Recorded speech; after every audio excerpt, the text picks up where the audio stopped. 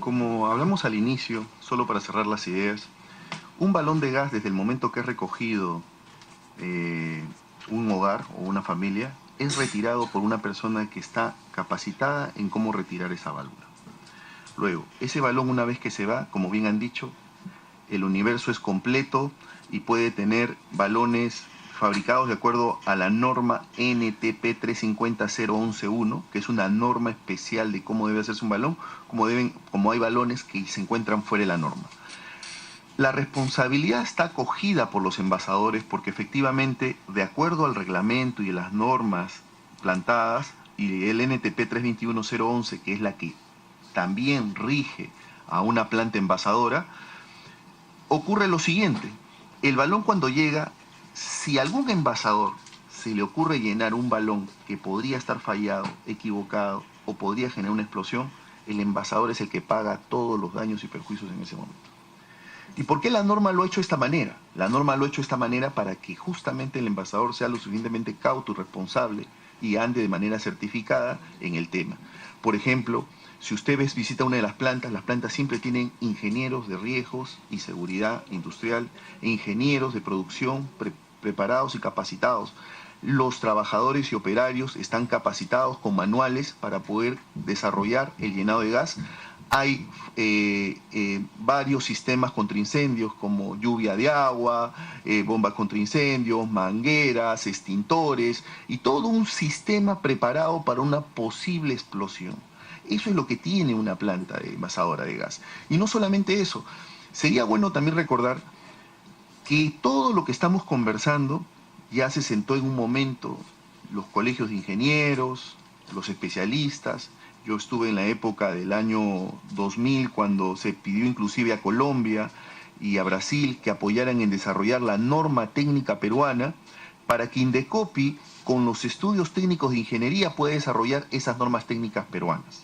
Y esas normas técnicas peruanas obedecen a un análisis científico, a un análisis de muchas pruebas como de presión, hidroestática, calidad del material que va a utilizar para el gas y todo lo demás. Y las plantas de gas, su proceso está certificado también. Entonces, cuando hablamos nosotros de intentar cambiar un proceso como llevarlo a un grifo, lo primero que tendríamos que ver es si ese grifo estaría en las condiciones para poder cargar o llenar un balón de gas, tirándose abajo todo el proceso de control de calidad que lleva una planta envasadora, que es bastante arduo, porque una planta de gas tiene control, por un lado, de peso, por otro lado, del tipo de balón que usa, por otro lado, la cantidad de gas que va, por otro lado, si los trabajadores cumplen con seguridad industrial, por otro lado, el tema del control de fuego, el control incendiario, y así sucesivamente le podría hacer una lista de todas las normas técnicas que tiene que obedecer un envasador para poder llenar ese balón. Eso es lo que actualmente ocurre. Entonces, sí, es cierto, hay el peligro de esos balones, pero ¿por qué los señores le comentan? Porque si uno de esos balones, que ellos ya no pueden hacer el filtro, se lo damos al señor grifero para que él, dentro de su criterio, ojalá esté muy preparado a nivel de ingeniería, va a poder decir, este es un balón informal y este es un balón que sí cumple con la norma técnica, y le vamos a dar ese poder. Lo que estaríamos haciendo es darle una bomba de tiempo. Con eso he terminado sobre esta parte. Bien, colega Elías Rodríguez, por favor. No, yo solamente, permítame, querido amigo y colega Armando Villanueva, un saludo muy especial. Trae a colación mi memoria. Este proyecto fue presentado algo distinto, ¿no? Un poco distinto con sus matices, por ese entonces Víctor Isla. También estaba acompañando la Comisión de Energía y Minas. En ese proceso y en esa norma 0194 establecen algunos criterios de seguridad que podrían quedar en peligro si es que se promueve un dispositivo legal que permitiera que este proceso de llenado o de envasado pasara también a los grifos. Pero como hay que ser proactivos, yo saludo las atingencias que han hecho quienes se dedican a este rubro, y sobre todo porque ante todo debe primar los criterios de seguridad y el acceso fácil a las familias. Creo que el papel de Ocinervin cada vez lo vemos o lo necesitamos más activo. Por eso el planteamiento de una mesa de trabajo con Ocinervin y con ellos resulta muy válido, querido colega. Y sobre todo, extremar las medidas de seguridad. No voy a repetir, en gran parte suscribo lo que ha manifestado quien me ha antecedido en el uso de la palabra, pero esperamos que estos criterios vayan sumándose, señor presidente. Muchas gracias. Gracias, Elías. Solo que yo no estoy acá en mi condición de presidente, sino en la misma condición que Elías, ¿no? Va a ser siempre nuestro presidente.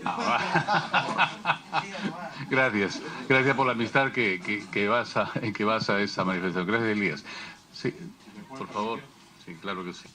Solo complementando la idea del señor congresista sobre la fiscalización de Ocinermin, quiero dejar un punto para reflexión. Actualmente tenemos 114, 115 plantas y la capacidad de fiscalización de Ocinermin, como verá usted, muchas veces es insuficiente. Si aumentamos esa fiscalización a 500, 1000 estaciones de servicio, estamos fomentando que sea inviable la fiscalización y por ende seguir la informalidad, por ende seguir la inseguridad en la que vivimos presa, sobre todo las empresas envasadoras. Como usted bien ha escuchado, tenemos el problema de estos cilindros que no son nuestros y están en el mercado. Gracias. Una repregunta muy fácil. ¿Qué porcentaje calculan ustedes de cilindros informales o libres habría en el mercado?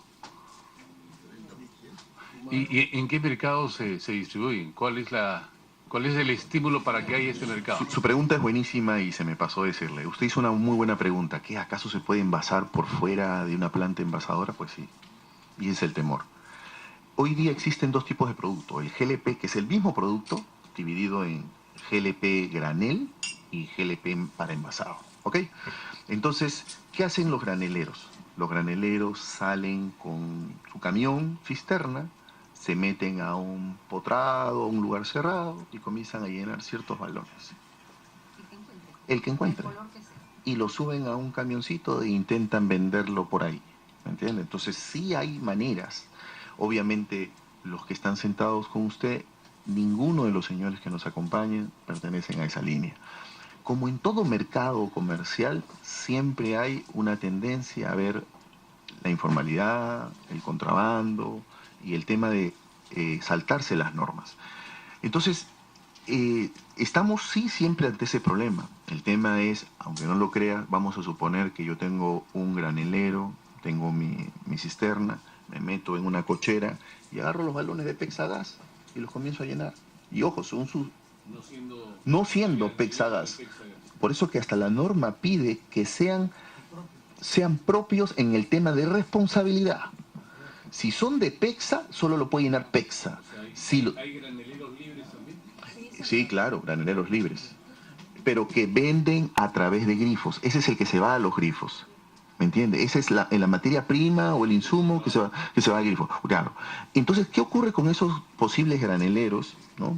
Es que lleno yo el balón de Pexa. Y ojo, y termina en una casa, en un hogar. Y por X motivo, por no haber pasado los controles de calidad, explosiona. ¿Sabe a quién le caen? Con todos esos problemas, le caen a Pexa. Por el color. Solo por el color y porque cada balón tiene un registro que está amarrado a una póliza de seguro. ¿Y tienen casos de esos?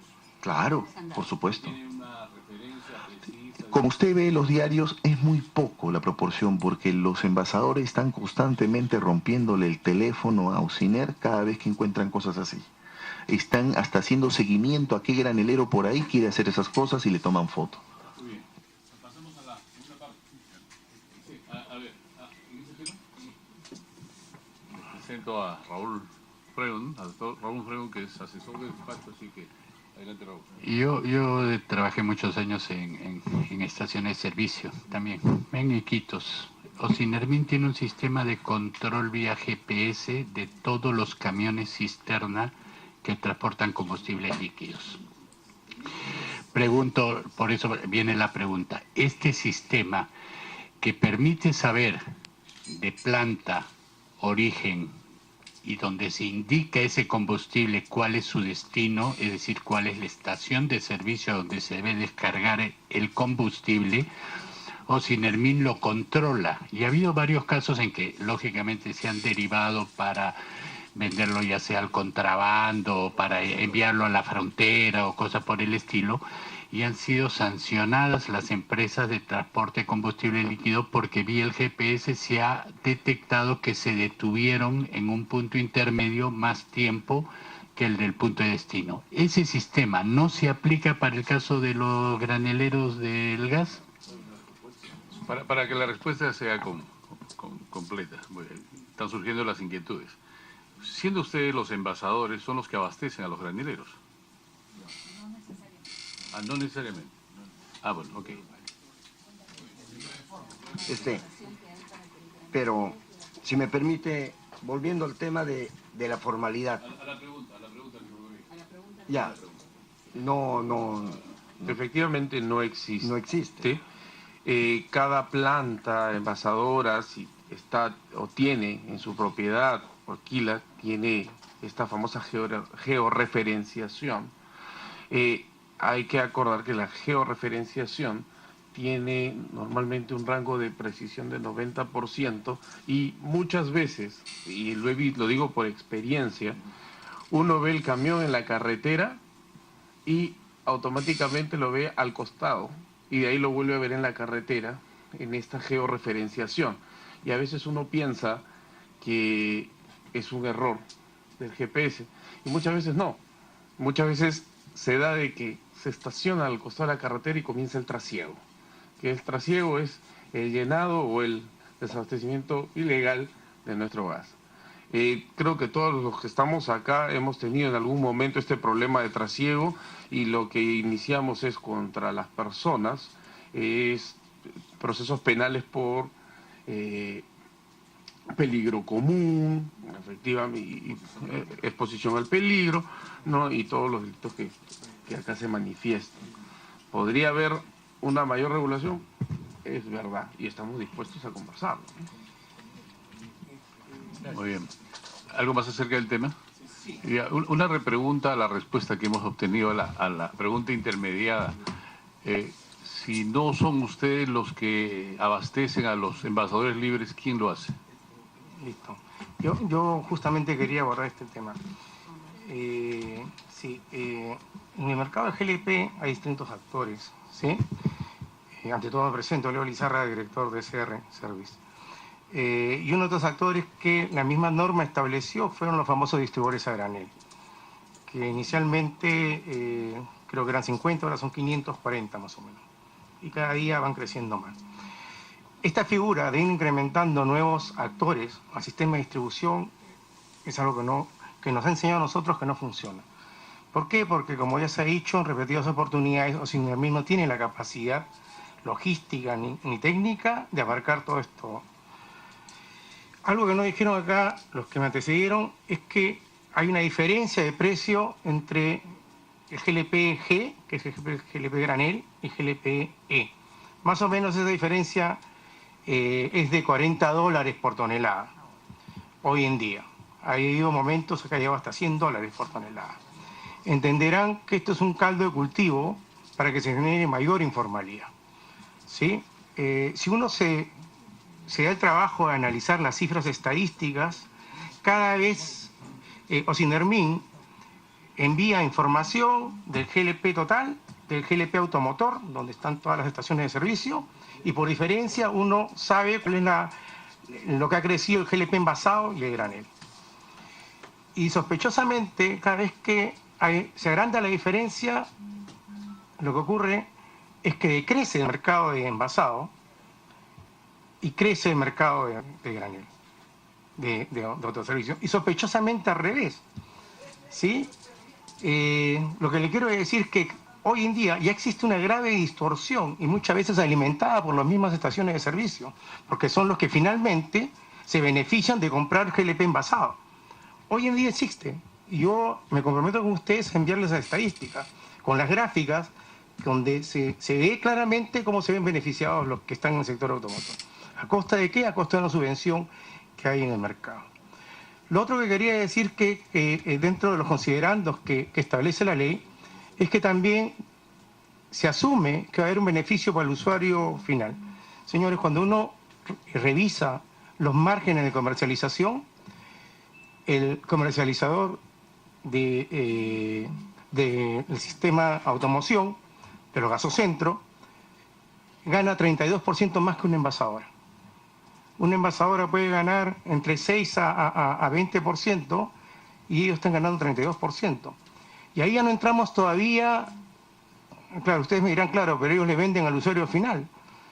Y yo les digo, ¿y quién asume el costo entonces de trasladar el GLP envasado en estas estaciones de servicio, de darse este proyecto hasta las casas? Y la respuesta es muy fácil, debe ser el mismo usuario. Y yo les diría entonces, ¿y quién controla entonces para que no exista estos microcomercializadores? ¿No? Llámese motocar, llámese motolineal, que en verdad hoy en día hay, según Osindermin, 30.000 puntos de venta, porque Osindermin en el año 2011-2012 hizo un levantamiento completo. ¿Sabes cuánto están registrados en Osindermin? Solamente el 20%. O sea, incrementar más actores creyendo que esto va a aminorar el precio de cara al público no es verdad, no es tan cierto. Lo que estamos haciendo es trasladando el costo de distribución al público. Y la pregunta que viene a continuación, sí, pero ¿a qué costo?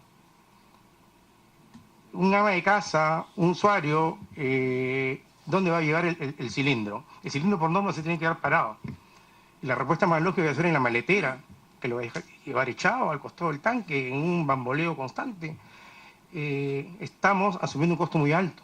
Eso es lo que quiero también. Y los beneficios que se le puede dar al usuario final van a ser muy pocos. Porque si en algo nuestras amas de casa, nuestras queridas amas de casa, que son nuestros usuarios de GLP doméstico, le tienen miedo justamente a manipular el gas. O sea, eso se lo van a trasladar a un tercero. Eso es lo que él quería decir. Gracias. Muy bien. Pasamos a la segunda parte. Usted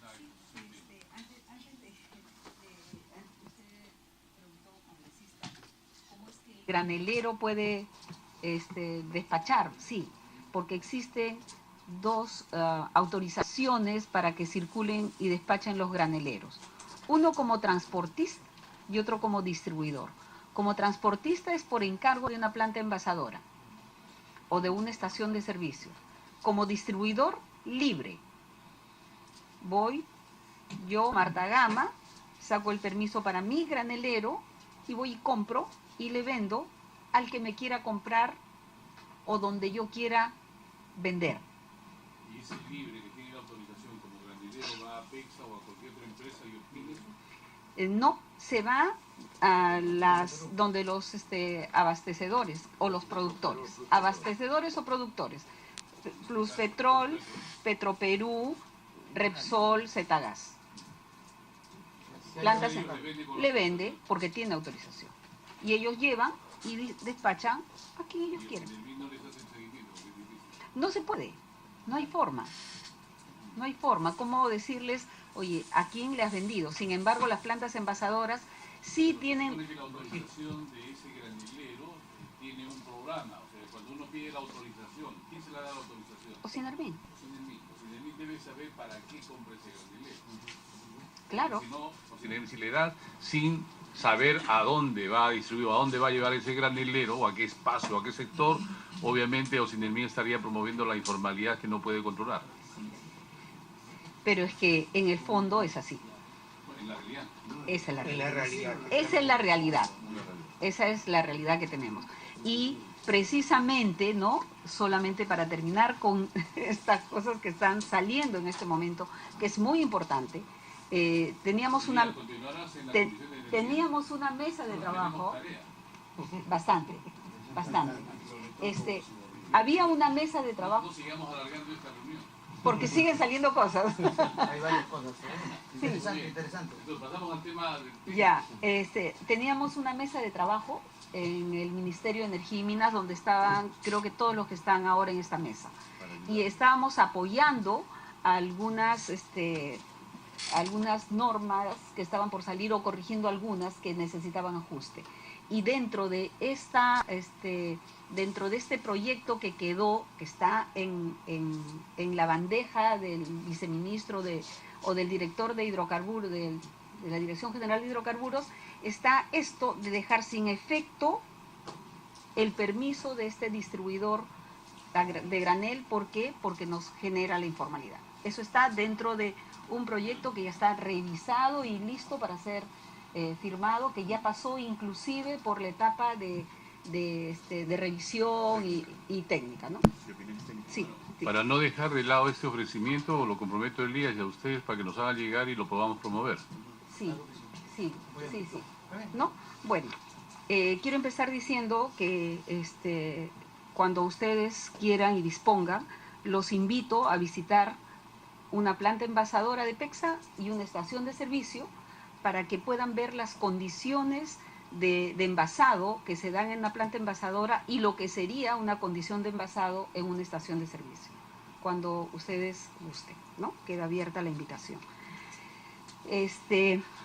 Bueno, lo que he resumido en esta presentación es lo que ya mis compañeros, mis colegas que me han antecedido lo han tocado.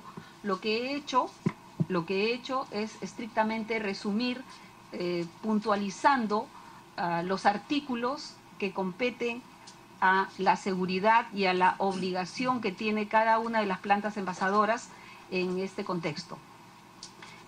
La comercialización de balones es un espectro muy amplio. Se inicia principalmente por un tema de seguridad que está visto en los artículos de este Decreto Supremo 0194, que pudiera parecer un reglamento muy antiguo. Sin embargo, es importante precisar que tiene modificatorias que van hasta el 2015. En la última, que fue publicada el 16 de junio del 2015. Se han ido modificando y adecuando de acuerdo a las condiciones que se han ido presentando a través del tiempo. Entonces, es un decreto supremo que, si es verdad, está nominado con el 0194, no ha cambiado su numeración, pero sí tiene las modificatorias correspondientes. El artículo 2 de este reglamento, ¿no?, que probablemente ustedes lo tienen, inicia diciendo que el presente decreto supremo solo será derogado, modificado, interpretado total o parcialmente por otro decreto supremo. Sin embargo, en la propuesta yo creo que se está encargando a Ocinermin para que sea Ocinermin que haga las modificatorias que correspondan para poder autorizar o que proceda el proyecto de ley del cual exactamente, ¿no? Ahora, el artículo 44 de este reglamento dice que a partir de la publicación del presente reglamento, la comercialización de los cilindros envasados y habla del sistema válvula regulador, que es el que está revisado por una norma técnica peruana. Se hará exclusivamente a través de las plantas envasadoras y de los distribuidores de cilindros. Entonces, yo creo, para no abundar, ya se han dado todas las opiniones al respecto. Todo lo demás que viene son los artículos que se tendrían que cambiar para que proceda el proyecto de ley. Y eso es bastante, es ir y cambiar temas de seguridad. Yo le agradecería que pase a la última página donde están las conclusiones, porque a través, si puede parar un rato, hay un tema de cuestiones técnicas, hay responsabilidad del mantenimiento de cilindros nombrado o considerado en el artículo 45, el artículo 48, el artículo 49, que ustedes lo pueden tener en el reglamento y en la presentación que yo la voy a dejar. Seguimos, por favor. Condiciones para la comercialización responsable, que están consideradas en el artículo 52, el artículo 53, el artículo 58, que todos los cilindros rotulados, por ejemplo, debe ser inspeccionado por una empresa de supervisión todo eso está nombrado que no se daría si es que el ama de casa va con su balón, porque no va a haber la oportunidad de hacerlo. Cuando va con su balón y este es llenado en una estación de servicio. Inclusive dentro de esta normativa hay una regulación del peso exacto. Entonces, cuando va el ama de casa a una estación de servicio, podrá tener la libertad de decirle, dame 2 kilos, 3 kilos, o dame 1 galón, 2 galones, y entonces quedaría también ese artículo de esta normativa sin efecto, ¿no? Y es más, nosotros tenemos fiscalizaciones permanentes por parte del organismo supervisor en el que hay comprobación de peso exacto. Entonces llegan a nuestras plantas, agarran nuestra producción y hacen una verificación de que nosotros saquemos al público, a la venta, los 10 kilos que decimos que vendemos, ¿no? Por favor, si puede pasar. Hay unas pólizas obligatorias que también lo mencionaron mis compañeros sobre el tema de la cobertura de estas pólizas a un siniestro que pueda ocasionar un balón estrictamente de nuestro color. Simplemente de que tenga la responsabilidad civil, exactamente.